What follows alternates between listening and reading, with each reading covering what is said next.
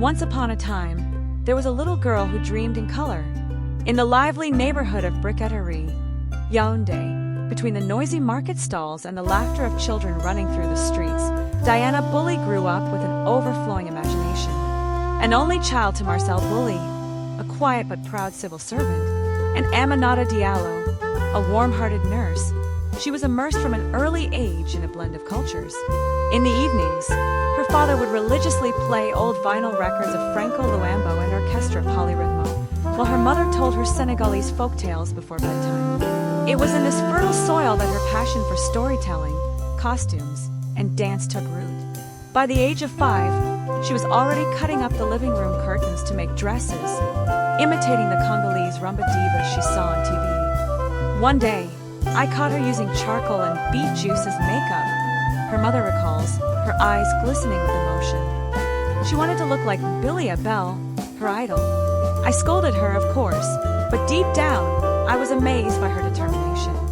Enrolled at St. Benoit School, Diana wasn't just a dreamy child, she was brilliant. Her notebooks were filled with sketches of extravagant dresses, choreography ideas, and even little scripts she wrote for her dolls. She created entire worlds, one of her former teachers remembers. One day, she organized a fashion show with her classmates, using plastic bags and banana leaves as outfits. Everyone played along, even the school principal. Yet life wasn't always a fairy tale. As a teenager, Diana faced mockery for her height, 5 feet 10 inches by age 14, and her curvaceous figure, which defied the slim beauty standards of the time. They called her the giraffe, or the big girl in the schoolyard, recalls a childhood friend. But instead of withdrawing, she turned their words into strength. At 16, she won a dance competition organized by a local radio station. That's when everything changed.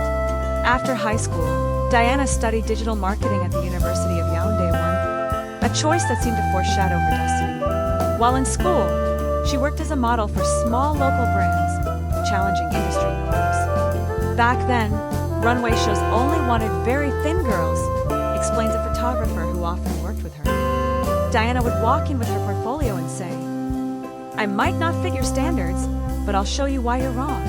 And she did. In 2019, her boldness paid off when she won Model of the Year at the Cameroon Fashion Awards. That night, dressed in a Bamount Queen-inspired gown, she told the media, "African beauty has no single standard.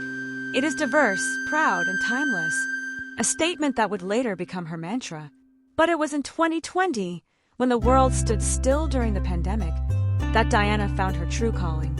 Locked down in her small Yaoundé apartment, she began posting videos on TikTok, first just to pass the time. Her earliest creation, an awkward dance challenge filmed in her bathroom, barely reached 300 views. Yet she persisted. Day after day, she refined her style, blending dance, fashion, and African history. Her breakthrough came with a video recreating the 1985 hit Soukous, where she wore an exact replica of singer Monique Sika's iconic 80s outfit. The clip, shot with just a phone and a bedside lamp, went viral. 500,000 views in 48 hours, then 2 million within a week. What followed felt like a dream. Within 6 months, Diana Bouli became an international sensation. Her meticulously choreographed and styled videos caught the attention of major brands. In 2022, Yves Saint Laurent Africa reached out for a collaboration. "We wanted someone authentic who embodied modern Africa without denying her roots," explains the brand's marketing director. Diana suggested incorporating Bamalik patterns into our new collection. The results exceeded our expectations. Yet behind the glitz and staggering numbers, 2 million TikTok followers, videos regularly surpassing 10 million views, estimated earnings of $20,000 per month, lies a deeply human young woman. In January 2023, Diana was swept into a media storm. Falsely accused of taking bribes to suppress the Martinez Zogo case, she endured an unprecedented wave of cyberbullying. "It was the darkest period of my life," she admits in a rare interview. "I was getting hundreds of hate messages an hour. I left Cameroon for a few weeks just to breathe." But true to form, Diana turned adversity into strength. Upon her return, she launched the hashtag Stop Cyber Violence campaign, which went viral across Francophone Africa. If my story helps even one girl stand up for herself, then it was all worth it, she declared at a conference in Dakar. Her advocacy earned her a UNICEF ambassadorship for child online protection. Today, at just 26, Diana Bouli is more than an influencer. She's a symbol of resilience and creativity. Between shoots, she mentors young designers at her Douala studio, develops an ethical clothing line, and even prepares a music album with legendary producer Don Jazzy. "I want to prove you can succeed without compromising who you are," she says, her eyes blazing with determination. "My dream, that in 10 years, a little girl somewhere in Africa will say, 'Because of Diana, I believed in my dreams.'" Music swells, then fades softly over an image of Diana smiling, surrounded by young girls at a dance workshop. Her story is only beginning.